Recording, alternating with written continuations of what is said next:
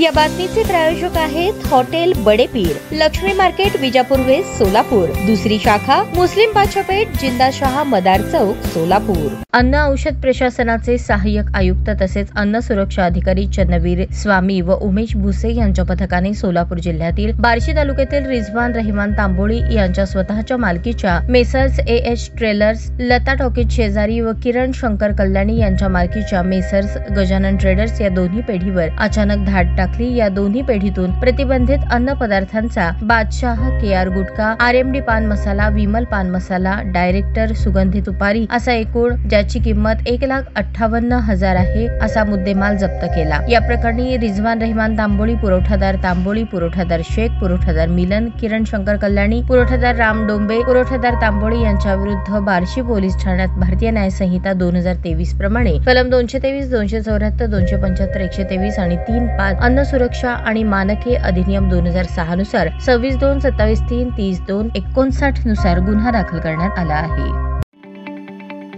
ताज्या बातम्या पाहण्यासाठी प्राईम महाराष्ट्र न्यूज चॅनलला सबस्क्राईब करा।